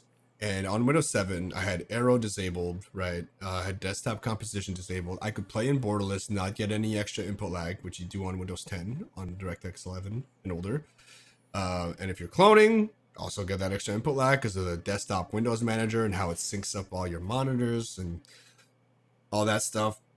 But on Windows 7, when you had all that disabled, you could clone. You didn't have Alt-Tab delay in full screen, but you could also just play in borderless if you wanted, and you wouldn't get any extra input lag. It was magical. But you know, eventually you have to bite the bullet. But I went back and forth. I was like, Windows 8, no, it's fucking shit. Go back to Windows 7. Windows 8.1, no, fucking shit. I tried a bunch of shit. Fuck it, it's not the same. Go back to Windows 7. And then Windows 10, I think I did it 4 times. Going back and forth? Yeah. Clean install every time. And I was like, redoing, like I was telling you, like my programming environment and all that shit every single time. Bro! Okay. Yeah. I know that, like, this isn't an option for everybody. Every time I reinstall my operating system, I buy a new SSD. So that if I ever have to go back, I just plug in the old drive and start up exactly where I need to go. I never, over the past 6 or 7 years, I've never overwritten my operating system drive with a new OS. You know what I do now? I still have Windows 7 installed, but it's on a separate partition. You're partitioning shit in 2022, Kev? What the hell is wrong with you? Bro, I'm saving money. I'm all about saving money, bro. That's why a voice meter exists, bro. You don't have to spend shit. All right, chat. I'm sorry we got pretty nerdy there, a little bit advanced terminology. I apologize for that. We're gonna not dumb it down. I felt that. I felt that when I was talking about the CPU, but I was like, "You're asking." Yep, I did it. It's my fault. I did it. All right, so this next one is kind of near and dear to my heart. I'm not a networking god by any stretch of the imagination. However, I know that there is so much room for advanced configuration when it comes to networking, but I also know that you can do no configurations and have the worst, most basic hardware on the planet and still have a decent gaming experience in today's world. So another one of the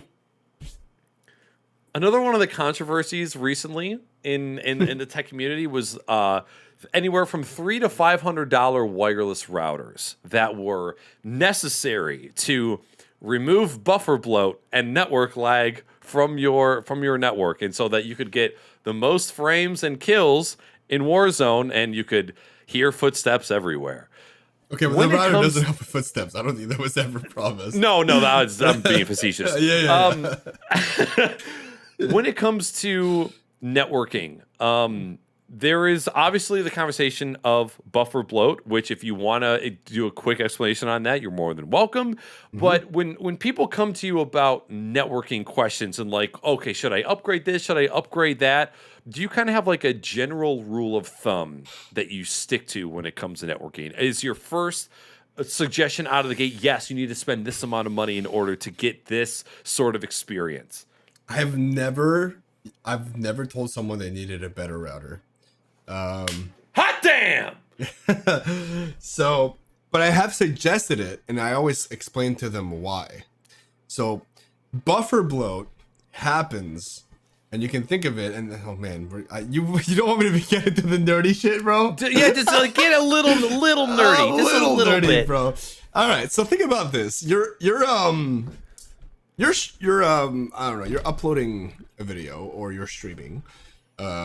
So you're using a certain amount of bit rate. It can't all go out at once. It has to be placed in a buffer, and the router will then send it out. It can't just send it right away. It has to be in the buffer. Now that's being done while you're playing a video game, and you decide you're gonna shoot at someone. And when you shoot at them, that whole buffer is filled with all the video and stuff that you were uploading, and your shot gets placed at the end. So your shot only goes through once that buffer gets to the shot. So that can vary depending on the router, modem, even ISP, because you get like back pressure or whatever, but that will vary. And you can there are tests that you can do to determine how much buffer bloat you get when your network is under load, how much is going to impact your gaming experience or your video calls or your voice calls, which all need like instant, almost or near instant latency. So that extra latency is causing you to, well, the netcode can only do so much, right? In games, like you can only compensate so much for lag. Sometimes your shots won't register because of that. And you can get a router that will use the CPU to, they call it smart queue management.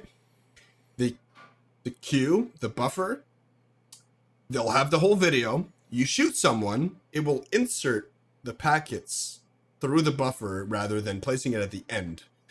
And what happens is everything gets fair latency.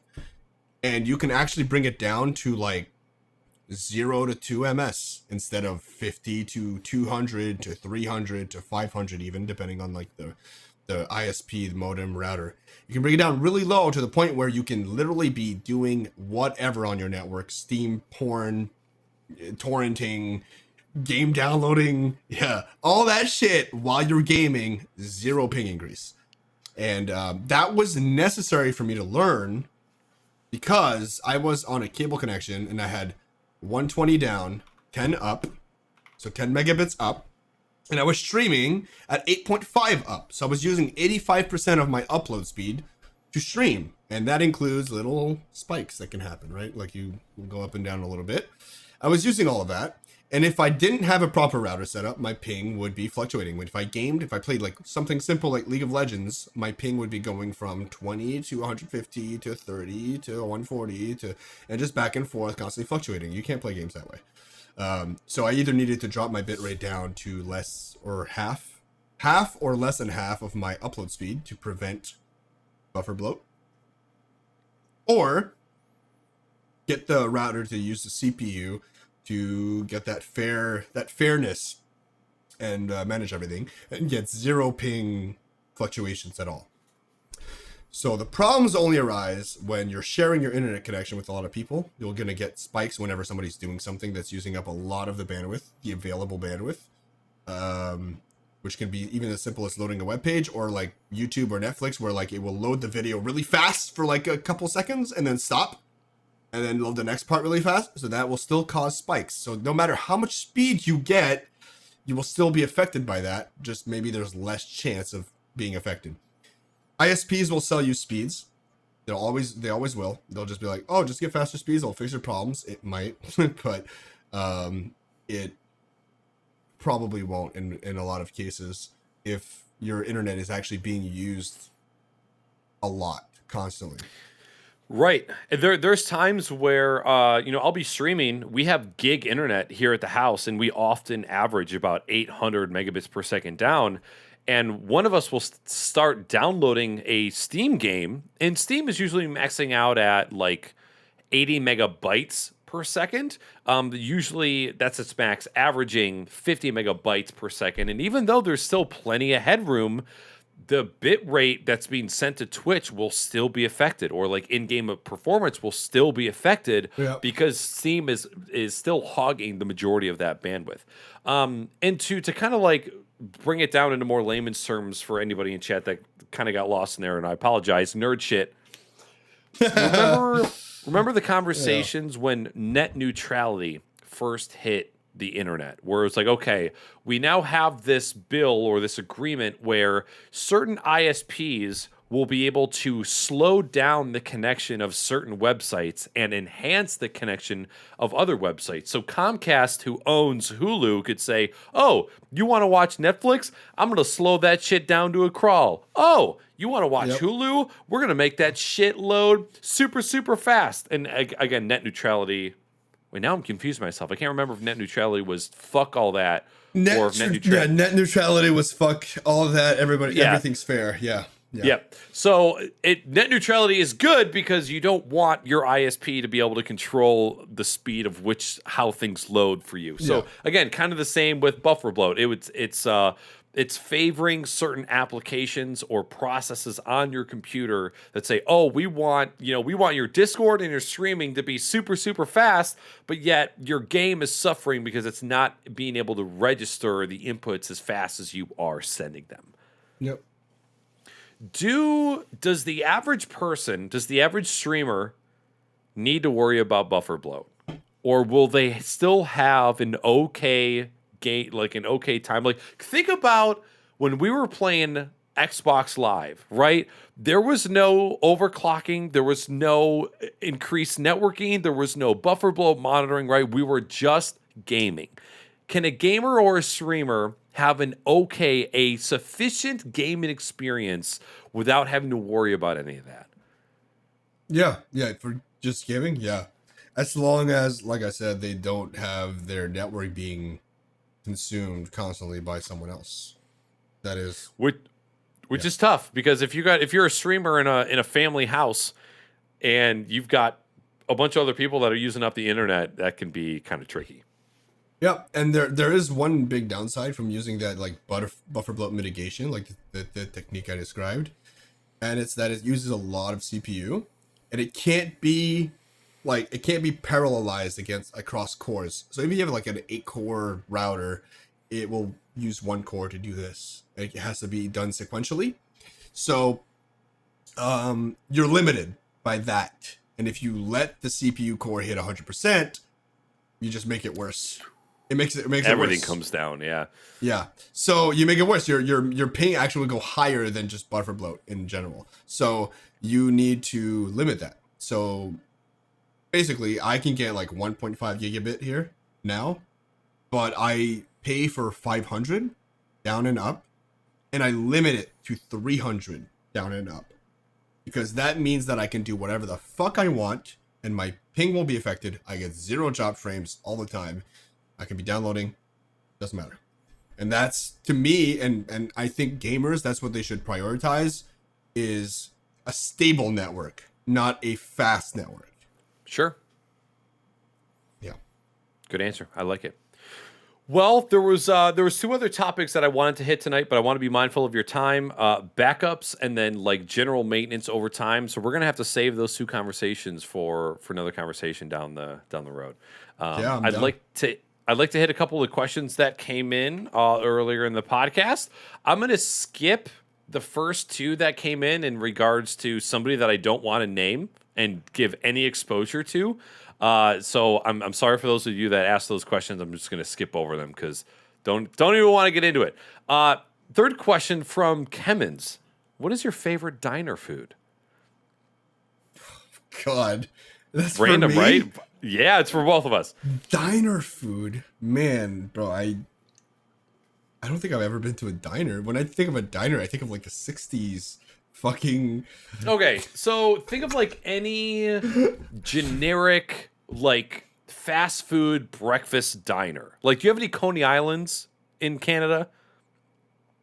Oh my fucking god, dude! I don't go out to eat. I could. Ram's Horn. No, no. Man, what's another like generic Johnny Rockets? No, I don't know what that is.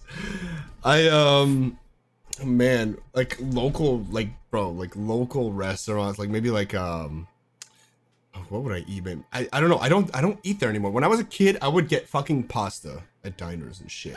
Maybe, okay? I was a basic motherfucker. I was like, bro, I like spaghetti. I'm getting spaghetti.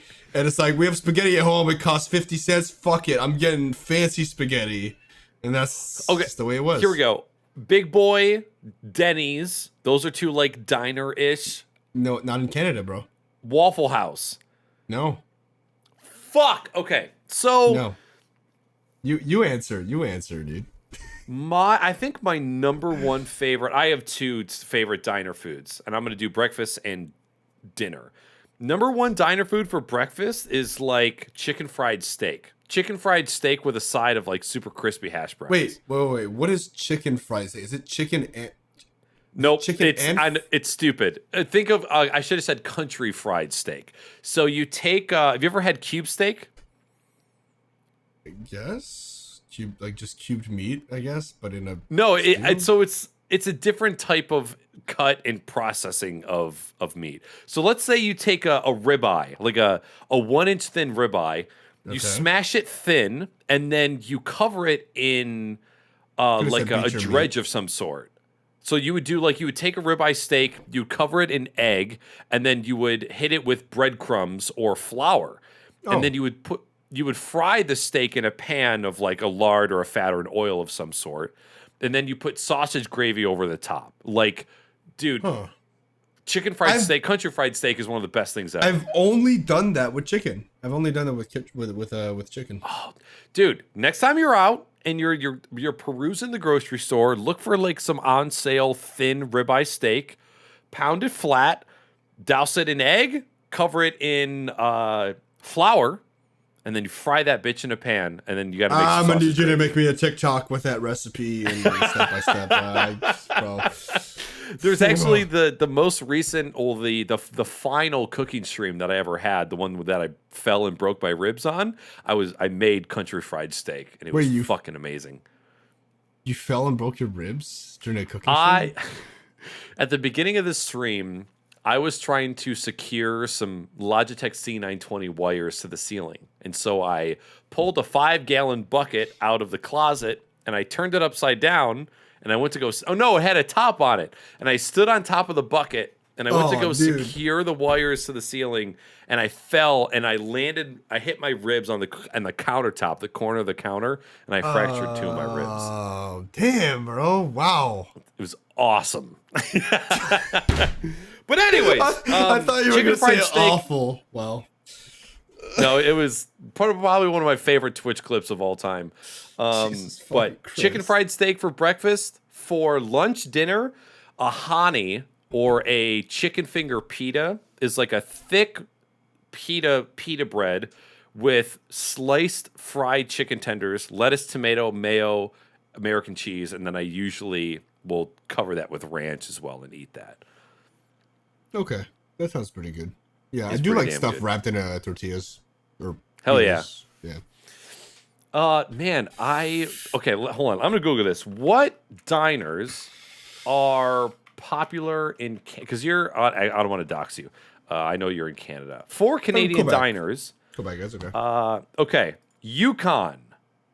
What? Klondike Kate's? Whoa, that's like a whole different country, bro. Sorry, okay, yeah, that was. Yukon is that a country or province? Bro, no, it's another province, but it's a territory, I think. But it's way up there, man. Nobody goes there. Okay. Klondike Kate's. I've never heard of this. Eagle Eye Restaurant. Okay, let me go to where Quebec is. Where's Quebec? Patiti Patata? Bro, what the fuck? Canteen Ben La Benedine? Okay, well, canteens are places where you can get really good poutine. So if you ever want poutine, you have to go to the most broken down looking place. The most cheap ass, dirty looking place. And that is where you're going to get the fucking greasy, succulent. I love poutine so much. There's so many bad places for poutine, man. So many. Yep. Do you guys have the chain smokes out in Quebec? That must be a Toronto thing. Yeah, I don't go outside.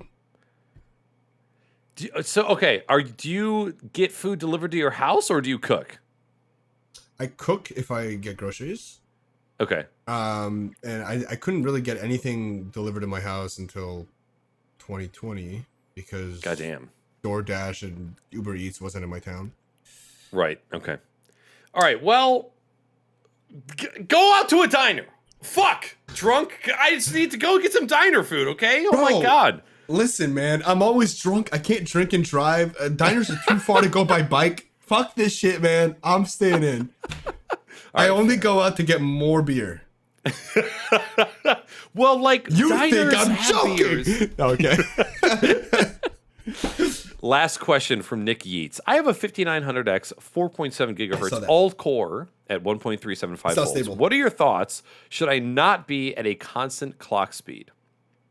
No, but also you're not fully stable at 4.7 there. You're unstable, Nick. Run OCCT benchmark 2 or 3 times. I put that challenge out on Twitter because I was trying to call out that other, just run it. Let me know if what your happens. system.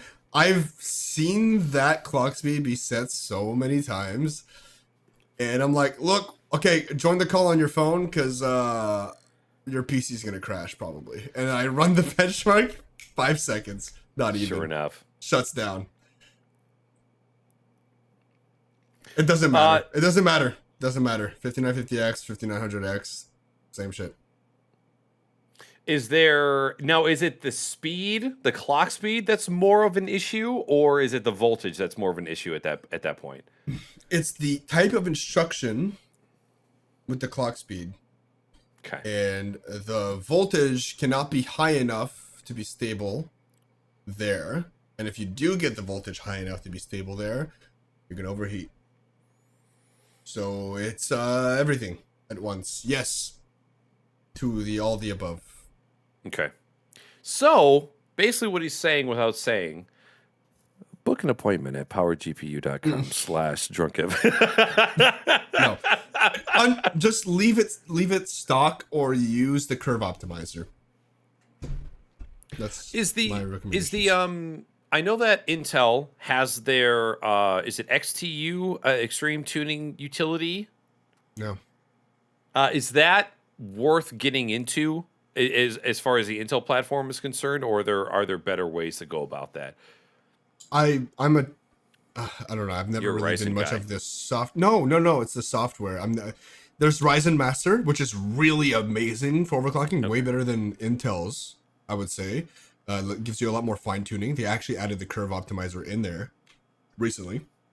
I would just not use software and just do it in the BIOS. Okay. For multiple reasons, because you can get it stable in the BIOS and save it, and it's permanent even if you reinstall Windows. But you also know BIOS is usually more like, if you set something in the BIOS, it's way more likely that it's going to translate and actually be accurate than if you do it through software. Then software's software. Sometimes it just does what it wants. You have to run it in order to have the overclock applied. I just like to run things a little more bare bones, I guess. Okay. Interesting. Okay. All right, my dude. Well, that is the end of the Q&A. And just like that, 2 hours have gone by. Did it feel like it? No, when you said something about like the time or something, I looked over and I saw that you've been live for now an hour and 59, but it was like an hour and 40 minutes, I think it was, when you mentioned that. And I was like, oh yeah, shit. I thought we had so much more to go through. Like, I was fucking ready. I was primed, man. Like, I have beers lined up in there. If it was 2019 Knackers, I would have said, fuck whatever you've got planned for the rest of the night. We're spending another hour. I used to do 3.5 hour podcasts, like, no problem. But I feel like, or would people, like, because I'm 100% down, but like, do we have more to talk about? Like, we do, but there's no one's sticking around for 3.5 hours. Like, there's nothing productive. That's a podcast that you're also putting up on.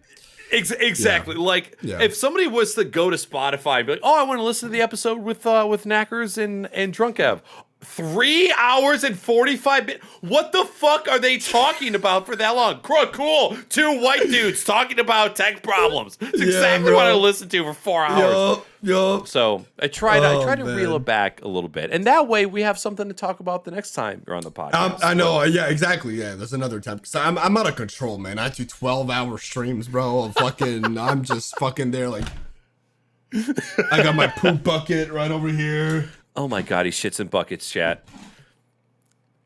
Are you staying live after this? Yeah. I'm gonna take a fat leak because you talked about pissing something earlier, and I thought about how much I needed to piss. All right, good. Sure, getting a fat piss in. Yep.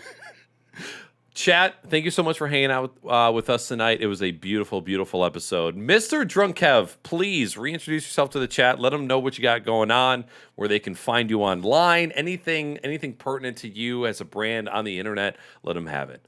Sure. Yeah, so I work with Pirate GPU very closely. This is the shirt, the sponsor, they give out to partners and stuff. But yeah, Power GPU builds PCs, and I am kind of the tech guy for that, the lead tech guy.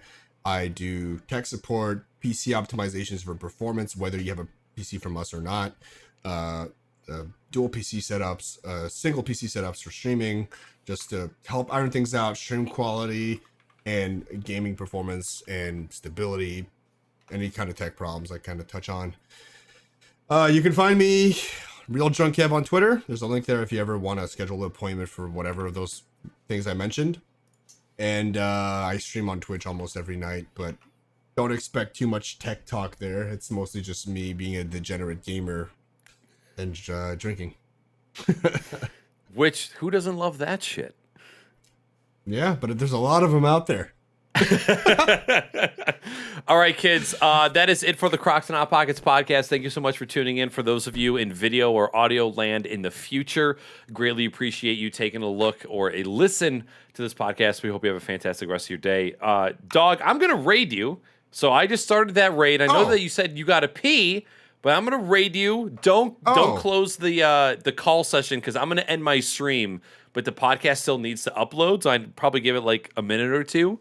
But if you want to take that time to go drain your dragon, and then I'll sit here and kind of wait for it to upload. It's like a tadpole, but yeah. Damn, come on, sell yourself, son. Massive cock. No, I always undersell. I got a tadpole. Girl comes over. Oh shit! It's a dragon. Don't tell him that. Cut that part out, okay? No, that's a TikTok highlight. So you go do your thing. Goodbye. Chat. Thank you so much for hanging out with us. We're going to raid Kev. He's going to be playing some video games tonight. Thank you so much for being here.